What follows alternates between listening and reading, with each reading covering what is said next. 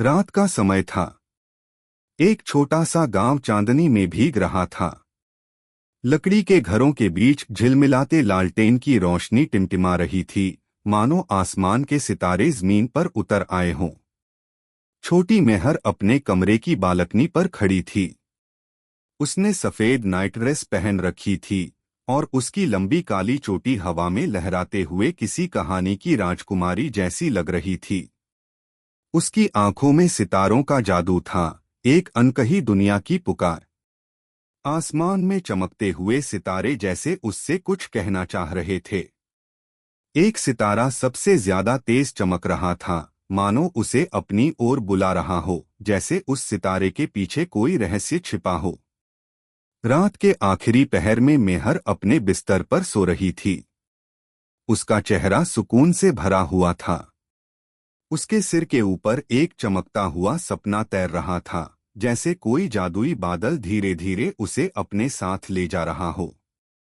अचानक आसमान के रास्ते से एक शाही ट्रेन प्रकट हुई, सितारों और चांदनी से बनी हुई, और अपने पीछे चमकती रोशनी की रेखा छोड़ती हुई। बादलों ने मेहर के पैरों के नीचे सीढ़ियां बना दीं, और वह आश्चर्य से उस ट्रेन की ओर बढ़ गई। ट्रेन के भीतर का हर कोना जादू से भरा था, चमकदार सीटें, दीवारों पर टिमटिमाते तारों के चित्र और हवा में तैरते चमकते यात्री।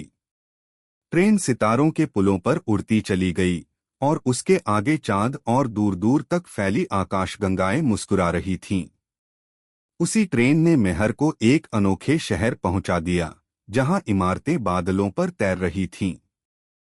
हर इमारत चांदनी और सितारों से बनी थी और हर एक की अपनी अलग चमक थी। मेहर ने टूटते तारों से बनी एक राह पर कदम रखा। उसकी आंखों में हैरानी थी, सब कुछ किसी सपने की तरह लग रहा था। फिर आसमान में सितारे इकट्ठा होकर चेहरों की आकृति बनाने लगे, वे चमकते हुए मुस्कुराकर मेहर का स्वागत कर रहे थे। एक रोशनी से सजी हुई राजकुमारी सामने आई, उसके सिर पर चांद से बना ताज था और उसकी चादर रोशनी में नहाई हुई थी। उसने स्नेह से मेहर का हाथ थाम लिया। मगर तभी शहर के किनारे से एक काली धुंध उठने लगी। धीरे धीरे वह उजाले को निगलने लगी। मेहर डरकर एक चमकते हुए क्रिस्टल के पीछे छिप गई।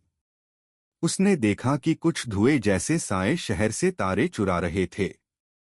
राजकुमारी ने एक रोशनी से बना ढाल उठाया और शहर को बचाने के लिए सामने आई।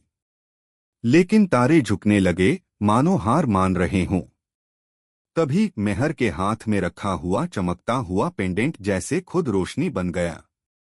उसमें जैसे पूरे शहर की रक्षा की चाबी छिपी थी। शहर के बीचों बीच खड़ी मेहर ने वह पेंडेंट ऊपर उठाया। उससे एक जबरदस्त रोशनी निकली, जिसने अंधकार को पीछे ढकेल दिया। आकाश फिर से चमकने लगा। राजकुमारी अब और भी ज्यादा रोशन लग रही थी। उसने एक मूनस्टोन का ताज उठाया और मेहर के सिर पर पहनाया, जैसे अब वह भी उस रोशनी की रक्षक बन गई हो। सुबह होने पर मेहर ने अपने बिस्तर पर आंखें खोलीं। उसके पास वही चमकता हुआ पेंडेंट था और आकाश में तारे अब पहले से कहीं ज्यादा रोशन थे। उस रात मेहर एक अंधेरे बादल पर खड़ी थी। उसके सीने से वह पेंडेंट रोशनी बिखेर रहा था और एक सितारा आसमान में चमककर उस रात को रोशन कर रहा था। क्योंकि जब तुम अंधेरे में भी रोशनी पर यकीन रखते हो, तो तुम खुद किसी और के लिए रोशनी बन जाते हो।